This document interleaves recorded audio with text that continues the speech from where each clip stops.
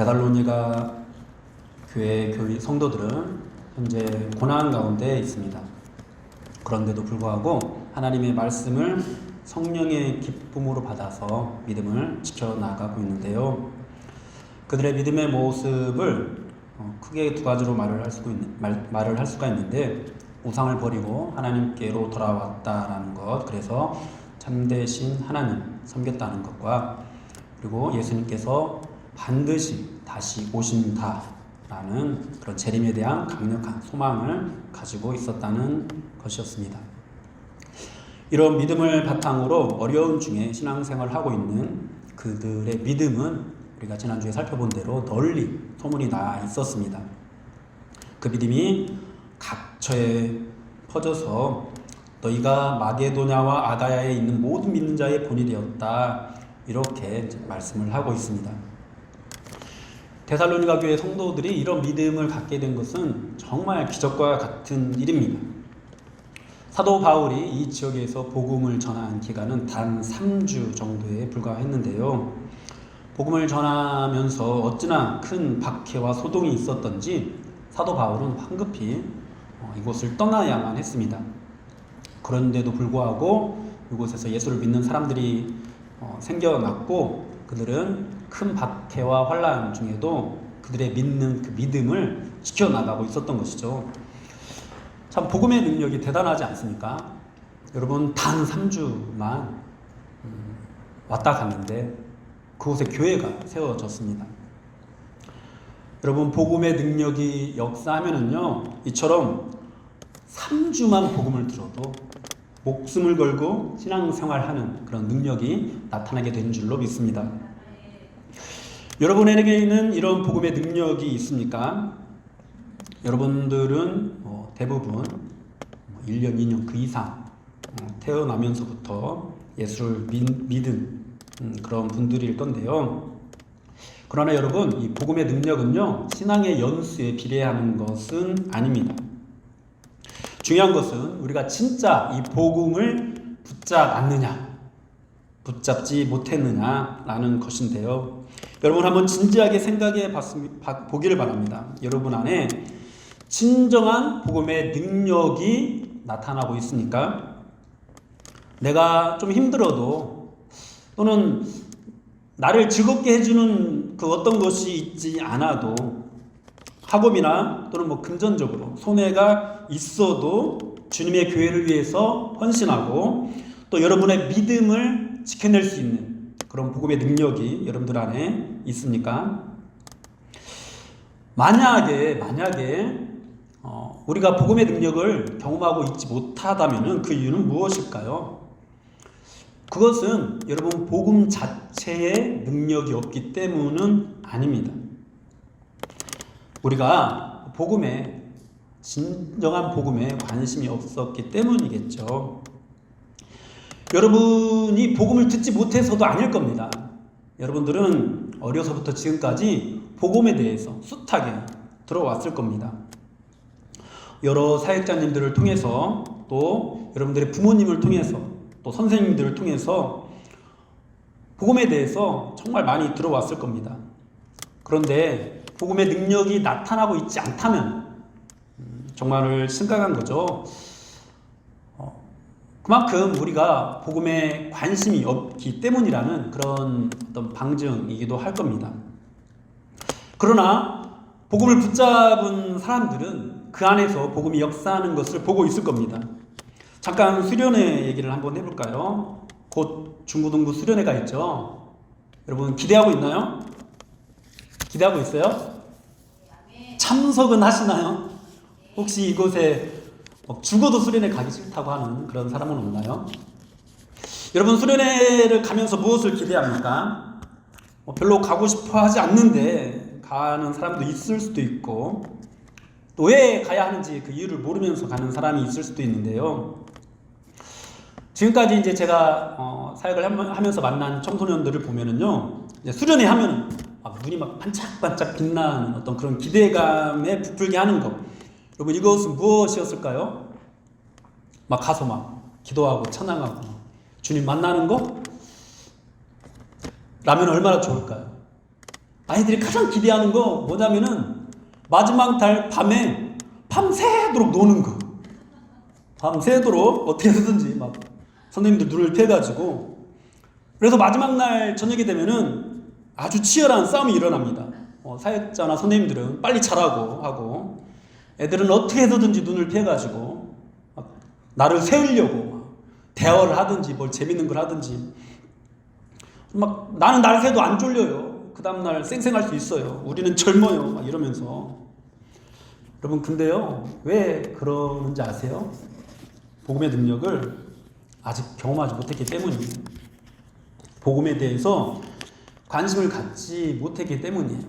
여러분, 그랬던 청소년들이요, 복음에 눈을 뜨고 복음에 대해서 관심을 갖게 되면은 어떤 일이 일어나는지 아십니까? 제가 예전에 섬겼던 교회 얘긴데요, 이제 위탁으로 거기서도 이제 수련회를 갔습니다. 이 아이들도 놀라고 하면은 아주 밤이 새도록 놀 수 있는 그런 아이들입니다.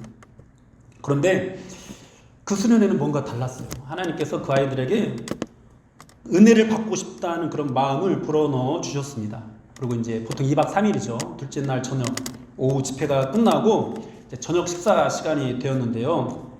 제가 이제 예배 드리는 그 예배당을 나가면서 딱 보니까 어떤 정신 나간 아이들이 2명 정도가 밥 먹으러 갈 생각을 안 하고, 죄송합니다, 정신 나갔다고 표현을 해서, 기도를 하고 있는 거예요. 저도 먹을 생각도 안 하고. 드디어 조직의 쓴맛을 보았구나, 이렇게 생각하면서 저는 그냥 밥 먹으러 갔습니다. 아주 무정한 사역자죠.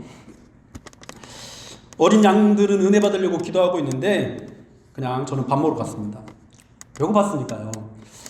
밥을 다 먹고 이제 또 차를 한 잔 마시고 저녁 집회가 시작하기 전에 좀 쉬려고 수도 쪽으로 걸어가고 있었는데요.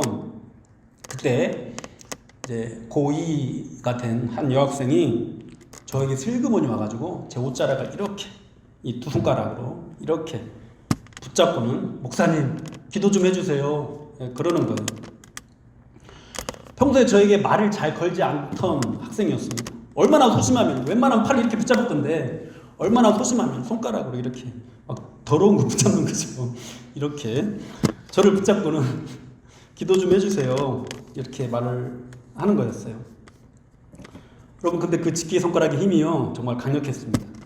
반항도 못하고 쉬고 싶었는데 끌려갔습니다. 예배당에 들어가 보니까 이게 웬걸, 아까는 분명히 정신 나간 사람이 2명 정도 있었는데 한 10명 정도 되는 아이들이 둥그렇게 모여가지고, 다른 교회 애들 없는데, 하나도 없는데 제가 섬기는 그 교회 애들만 둥그렇게 모여가지고 기도하고 있는 거예요. 근데 기도하는 그게 이제 공간이 좀 있을 거 아니에요. 그리고 뭐 다른 사람들 왔다 갔다 하는 사람들이 있기도 하고, 거기서 주여 하라고 하는데, 보통 이제 통성기도 하면은 정말 쫙 이렇게 고함을 치는데 애기들은 목이 기어가는 소리로 주여 막 이러면서 10명 정도가 둥그렇게 막 기도하고 있는 거예요. 그 2명은 또 조금 늦게 왔는지 그 10명이 뛰지도 못하고 밖에서 막 또 주여 막 이렇게 기도하고 있는 거였어요. 그날 이제 저녁 집회가 시작했는데요. 아이들이 뒤집어졌습니다. 정말 놀라운 은혜를 아이들이 체험을 했어요. 하나님께서 그들을 만지셨습니다. 여러분, 은혜를 사모하게 되면은요, 수련회가 그렇게 돼요. 우리 중앙장로교회 중고등부 학생들은 어떤 쪽인가요? 밤새 야, 수련회 어떻게 하면 내가 눈을 피해서 나를 새서 막 우리끼리 수다거려서라도 밤을 새서 놀아볼까? 입니까? 아니면은 어떻게 하면은 정말 은혜를 받을 수 있을까? 정말 이번이 마지막 수련회다 막 생각을 하면서 그런 심정으로 은혜를 받아볼까? 여러분은 어떤 모습으로 지금 수련회를 기대하고 있습니까? 은혜를 간절하게 사모하는 그런 마음으로 여러분 수련회 참석하길 바랍니다.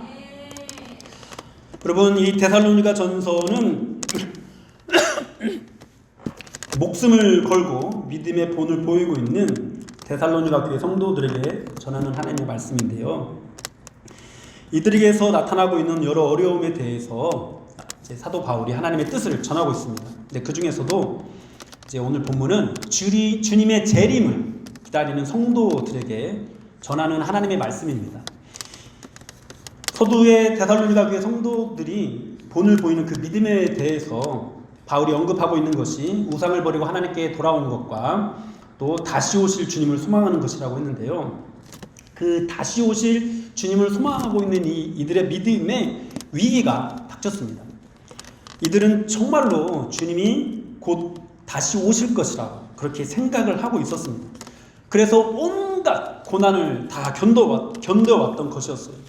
그런데 아무리 기다려도 주님이 오지 않는 것이었어요. 주님이 오시지도 않았는데 죽게 되는 그런 성도들도 생겨났습니다.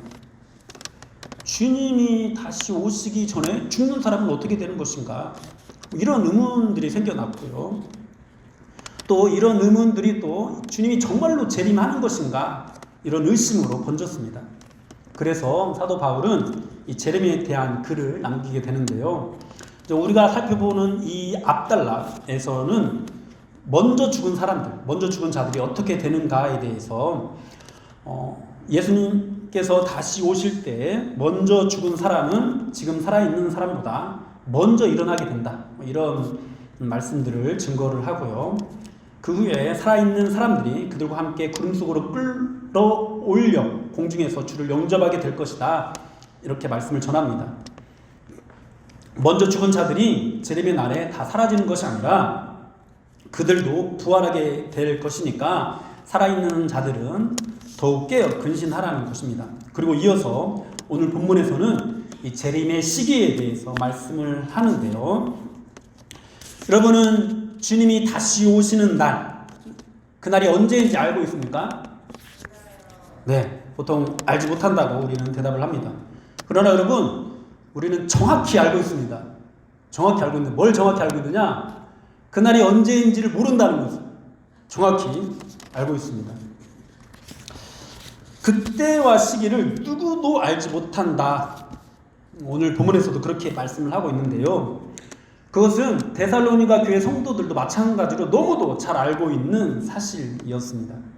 그날이 밤에 도둑이 오는 것처럼 오게 될 것이다. 이 사실을 그들도 정확하게 알고 있었던 것이죠. 그래서 사도 바울은 거기에 대해서 쓸 것이 없다라고 그렇게 말씀을 하고 있습니다. 예수님께서도 마태복음 24장에서 친히 그날에 대해서 우리에게 가르쳐 주셨는데요. 사람의 미혹을 받지 않도록 주의하라. 이런 말씀을 하시면서 또 천지는 없어지지만은 내 말은 없어지지 않을 것이다. 이런 말씀을 하시면서 그 날과 그때는 아무도 모른다. 하늘의 천사들도 아들도 모르고 오직 아버지만 아신다. 노아의 때와 같이 인자의 임함도 그럴 것이다. 그러므로 어느 날에 주가 임할지 너희가 알지 못하니 깨어있으라. 이렇게 말씀을 해 주셨습니다.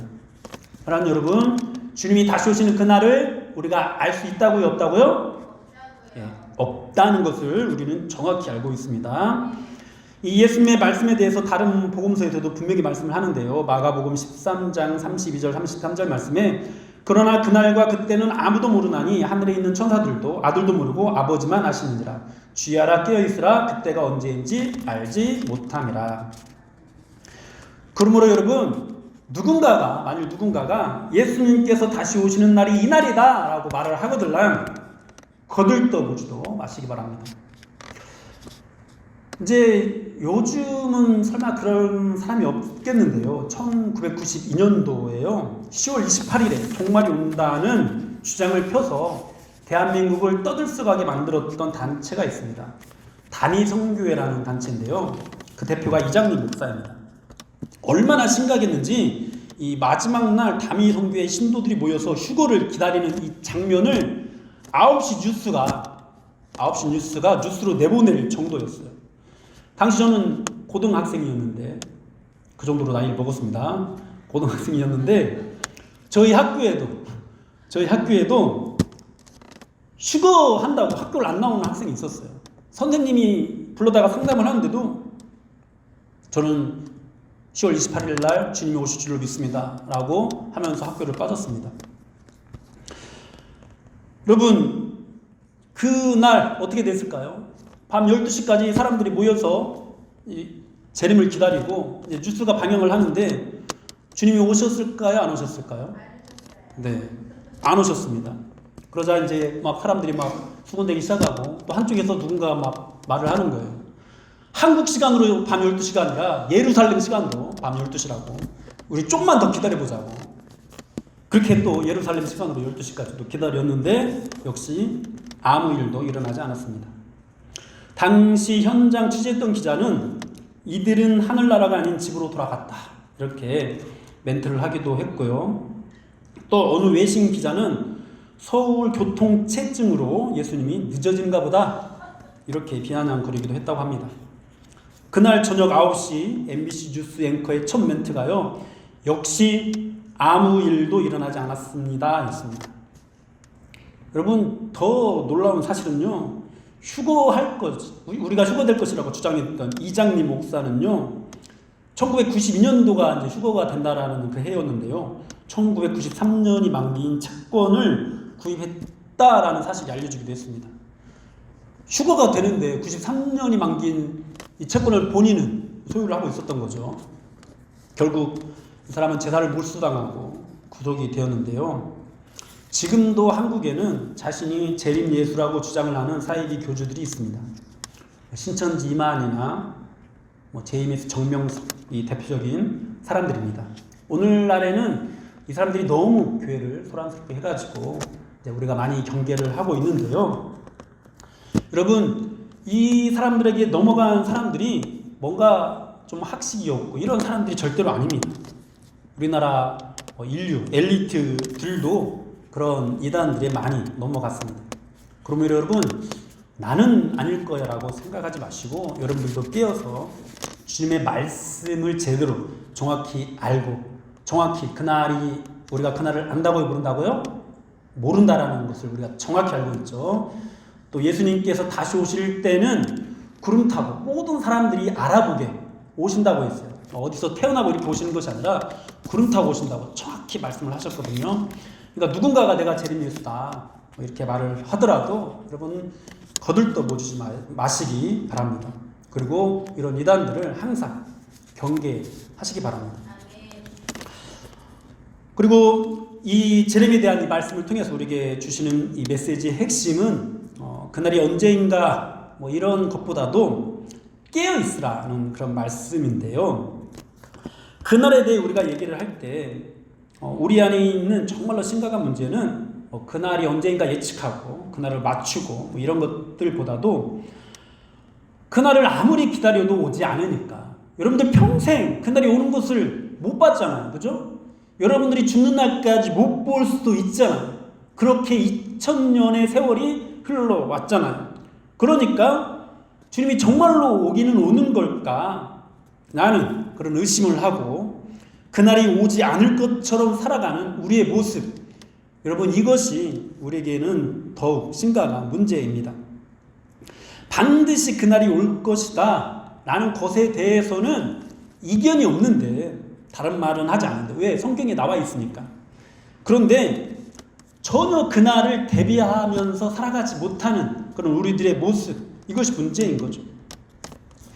혹시 여러분 중에 내일이라도 당장 주님이 오실 수도 있다라는 심정으로 살아가는 그런 사람 있습니까? 그런 사람을 참 거의 찾아보기 어려운 것 같습니다. 우리는 그날이 온다고 고백은 하면서 마치 그날이 오지 않을 것처럼 세상을 살아갑니다. 그런데 오늘 본문에서 이렇게 말씀합니다. 3절을 보면은요, 평안하다 안전하다 할 그때 주님께서 오신다라고 말씀을 합니다. 여러분들은 언제 평안하고 안전하다고 여깁니까? 물질이 풍요할 때, 그리고 그냥 아무런 걱정 없이 그렇게 살아갈 때, 평안히 쉬고 먹고 마시고 즐거워하자 이렇게 말을 할 때, 여러분 그런데 그때 주님께서 다시 오실 수도 있다라고, 다시 오신다라고 성경은 우리에게 경고하고 있습니다. 사람들이 먹고 마시고 사고 팔고 시집가고 장가가는 그러한 때에 예수님께서 다시 오신다. 마치 노아의 홍수 때처럼, 소돔과 고모라가 멸망당하던 때처럼 그런 날에 주님께서 오신다라고 말씀을 합니다.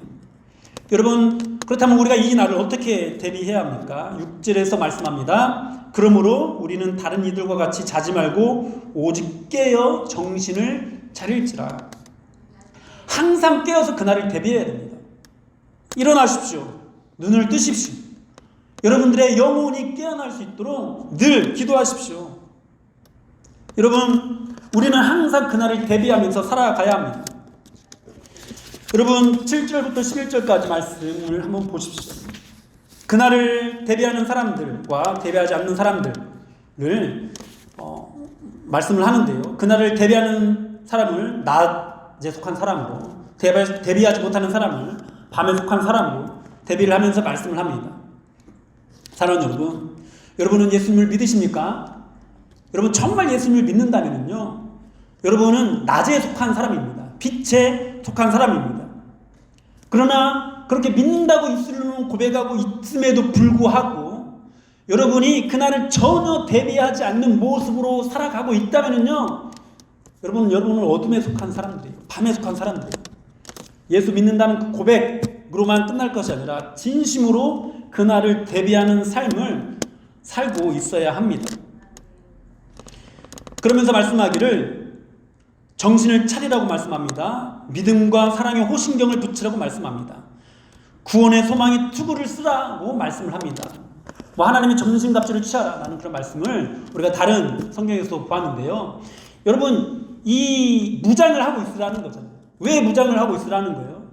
여러분, 군대에 가면은요, 항상 긴장하고 있는, 항상 수통도 차고 있고 전투화도 신고 있는 그런 사람이 있어요. 그런 늘 이제 일과가 끝나면은 전투복도 벗고 전투화도 벗고 활동복으로 갈아입고 그렇게 보통 지내는데, 전투복을 입고 있는 사람이 있어요. 5분 대기조입니다. 5분 대기조는 늘 경계합니다. 언제 불시에 사이렌이 울릴지 모르니까, 울리기만 하면은 5분 만에 출동을 해야 되니까. 여러분, 그와 같이 하나님께서 우리에게 무장을 하고 있으라고 말씀을 하고 있습니다. 언제 주님이 다시 오실지 모른다. 늘 무장을 하고 있어라. 그러므로 사랑하는 여러분, 생명 없는 자들이 방탕에 자기 삶을 내어주는 것과 같이 여러분도 그렇게 살지 마시길 바랍니다. 하나님께서는 여러분들이 깨어있기를 원하십니다. 세상과 다르게 살기를 원하십니다. 어떻게 깨어있어야 하고 어떻게 다르게 살아야 할까요? 여러분, 우리가 어떻게 깨어있어야 하는지에 대해서 예수님께서 친히 우리에게 잘 가르쳐 주셨는데요. 마태복음을 보면은요, 24장에서 그날에 대해서, 그날의 징조와 그날의 때를 알지 못한다, 이런 말씀들을 쭉 우리에게 말씀을 하시고, 25장에서 비유로 우리에게 말씀을 주시는데요. 25장을 보면은 세 가지 비유의 말씀이 나옵니다. 하나는 열처녀의 비유입니다. 또 하나는 달란트의 비유입니다. 그리고 세 번째 비유는 양과 염소의 비유입니다. 열처녀의 비유는 우리가 아는 바와 같이 똑같이 신랑을 기다리는데 5명의 슬기로운 처녀는 기름을 준비해서 혼인잔치에 들어가고 5명의 미련한 처녀는 기름을 준비하지 못해서 혼인잔치에 들어가지 못합니다. 똑같이 신랑을 기다렸습니다. 그런데 누구는 들어가고 누구는 들어가지 못합니다. 달란트 비유는요, 주인이 종들에게, 종입니다. 종이 아닌 사람이 아니에요. 다 종들인데요, 달란트를 나눠줍니다. 10달란트, 5달란트, 1달란트를 나눠줍니다. 1달란트가 적다라고 생각하면 안 됩니다. 1달란트가 오늘날 우리나라 돈으로 약 17억입니다. 그러니까 절대로 적은 돈이 아니에요. 그런데 이 1달란트 받은 종은 그것을 땅에 묻어두었다가 나중에 주인에게 책망을 듣고 있는 것도 빼앗기고 내쫓김을 당하게 됩니다. 양과 염소의 비유는요, 임금이 양과 염소로 나눠놓고 이렇게 말을 합니다. 한 양에게는 너는 내가 굶주렸을 때 먹을 것을 줬고 헐벗었을 때 입을 것을 주었고 또 내가 병들었을 때 나를 돌봐주었다. 이들의 대답이 이랬어요. 우리가 언제요? 지극히 작은 자 한 사람에게 한 것이 나에게 한 것이다. 이렇게 말을 했고요. 또 염소에게는 어떻게 말을 했냐면은 너희는 내가 헐벗었을 때 입을 것을 주지 않았고 굶주렸을 때 먹을 것을 주지 않았고 내가 병들었을 때 돌봐주지 않았다. 이들의 반응도 똑같았어요. 우리가 언제요? 언제 그랬습니까? 지극히 작은 자 한 사람에게 한 것이 나에게 한 것이다. 이렇게 말씀을 하셨습니다. 여러분, 이런 비유의 말씀들을 보면 공통적으로 우리가 알 수 있는 것이 뭐냐면은 교회 밖과 교회 안이 갈라진다라는 그런 의미가 아니에요. 교회 안에서. 여기 있는 여러분들 안에서 누군가는 혼인잔치에 들어가고 누군가는 혼인잔치에 들어가지 못하고 누군가는 이 달란트로 주인을 위해서 이윤을 남기고 누군가는 이윤을 남기지 않고 누군가는 지극히 작은 자 한 사람을 돌봐줌으로 칭찬을 받고 누군가는 지극히 작은 자 한 사람을 돌봐주지 않음으로 곧 주를 홀대함으로 칭찬을 받지 못하고 쫓겨나게 됩니다. 여러분 그런 말씀을 우리에게 주는 거예요. 사랑하는 여러분, 이 말씀이 어떤 말씀인가 우리가 더 정확히 알기 위해서 아모스 말씀을 한번 보겠는데요. 아모스 5장 18절에 20절까지 이렇게 말씀합니다. 화 있을진저 여호와의 날을 사모하는 자여 너희가 어찌하여 여호와의 날을 사모하느냐 그 날은 어둠이요 빛이 아니라 마치 사람이 사자를 피하다가 곰을 만나거나 혹은 집에 들어가서 손을 벽에 대었다가 뱀에게 물림 같도다. 여호와의 날은 빛 없는 어둠이 아니며 빛남 없는 캄캄함이 아니냐. 이것은 유대인들에게 그날에 대해서 여호와의 날에 대해서 주시는 말씀인데요. 이 아모스의 말씀은요, 유대인들은 여호와의 날을 사모하면서 기다리는데 그들은 여호와의 날을 사모하는 사람들이에요. 기다리는 사람들이에요. 그런데 오히려 그 유대인들이 심판을 받게 될 것이다 라는 그런 말씀이에요. 즉 오늘날 교회 안에서도 그런 일이 일어날 수 있다라는 거예요. 자신은 천국에 1등으로 들어간다고 생각을 하고 있는데 다른 사람들도 저 사람이라면 당연히 천국에 들어갈 거로 생각을 하는데 그날의 주님께서는 나는 너를 도무지 알지 못한다 이렇게 하실 수 있다는 것입니다. 이런 사람들에게 그 날은 구원의 날이 아니라 심판의 날이 되고 말 것입니다. 그때 그 사람이 말하기를 나는 주의 이름으로 귀신도 쫓아내고 이런저런 능력 있는 일들을 했습니다 할지라도 나는 너를 도무지 알지 못한다. 불법을 행하는 자들아 내게서 떠나가라. 이렇게 말씀하실 수 있다는 겁니다. 사랑하는 여러분, 성경이 그날에 대해서 우리에게 주시는 말씀은 그날에 너희는 구원을 받고 세상은 심판을 받게 될 것이다. 이런 말씀만 있는 것이 아닙니다. 그날에 깨어있지 못하면 너희들 중에서 교회 안에 있는 너희들 중에서 누구는 구원을 받고 누구는 구원을 받지 못하게 될 것이다 라고 말씀을 하는 거예요. 똑같이 주님을 기다리고 있는데 똑같이 주님을 사랑한다고 하면서 예배도 드리고 봉사도 하고 있는데 양과 염소가 갈라지고 교회 안에서 충성된 종과 충성되지 못한 종이 갈라지고 혼인잔치에 들어가는 자와 들어가지 못하는 자가 갈라지게 된다는 것입니다. 우리는 이 말씀을 무겁게 받아야 합니다. 심판을 받을 수도 있다라는 경고의 메시지로 받아야 합니다. 이 말씀을 우리 자신들에게 주는 경고의 메시지를 받고 개혁된 교회는 항상 개혁하며 나아가야 한다라는 그런 마음을 가져야 합니다. 그러나 이 말씀이 나와는 상관없는 말씀이다라고 여긴다면은 한 번 개혁했다고 두 번 개혁되기를 거부하는 사람은요 결국 그날이 심판의 날로 임하게 될 것입니다. 그날에 대한 하나님의 메시지는요 이 복음의 성격과도 일치하는데요. 복음을 믿는 자들에게는 구원을 주시는 하나님의 말씀이지만은 복음을 믿지 않는 자들에게는 심판이 있음을 선언하는 그런 저주의 말씀이기도 한 것이 바로 복음입니다. 사랑하는 여러분, 여러분들은 이 말씀을 그렇게 무겁게 받을 수 있어야 합니다. 그러나 또 동시에요. 오늘 9절에서 말씀을 하는데요. 하나님이 우리를 세우시면 노하심이 이르게 하심이 아니요 오직 우리 주 예수 그리스도로 말미암아 구원을 받게 하심이라. 여러분, 궁극적으로 예수 믿는 자들에게 이 말씀을 주시는 것은 재앙을 주기 위함이 아니라 구원을 주기 위한 하나님의 말씀입니다. 이 말씀을 통해서 지금이라도 돌이켜하는 거죠. 너는 기름을 준비하지 못한 미련한 처녀야. 그러니까 너는 아무리 노력해도 소용없어. 이것이 아니라 아직 주님이 오시기 전은 구원의 날이니까 주님께서 오시면은 이미 심판이 이루어지기 때문에 아무 소용이 없습니다. 그러나 주님이 오시기 전까지는 여전히 우리에게 구원이 열려 있으니까 지금 돌이키고 지금 회개라는, 그래서 그 날을 구원의 날로 맞이하라는 그런 하나님의 말씀인 거죠. 오늘 사도 바울도 그날이 임하는 시기와 때에 대해서 더 이상 쓸 것이 없다라고 말씀을 하면서 그래서 이렇게 권면하는 거예요. 항상 깨어있으라. 사랑하는 여러분, 저도 여러분들에게 구원과 심판에 대해서 주님이 다시 오시는 그날에 대해서 더 이상 가르쳐 드릴 내용이 없습니다. 여러분들이 너무도 잘 알고 있는 내용입니다. 그러나 그날이 오면은요, 분명한 것은 믿는 자는 구원을 받을 것이고 믿지 않는 자들은 영원한 심판, 영원한 저주에 떨어지게 될 것입니다. 믿는 사람은 생명의 부활로, 믿지 않는 사람은 심판의 부활로 나아갈 것입니다. 그래서 항상 깨어 있어야 되는 거예요. 수련회에 가서도 여러분, 뭔가 여러분들이 즐거운 거, 우리가 재미있는 거, 이런 거 쫓아서 나에서도 놀려고 하지 마시고 깨어 있으십시오. 깨어서 기도하십시오. 여러분들에게 주어진 정말 좋은 기회입니다. 하나님의 말씀을 듣고 정말 그 어느 때보다도 뜨겁게 기도할 수 있는 기회입니다.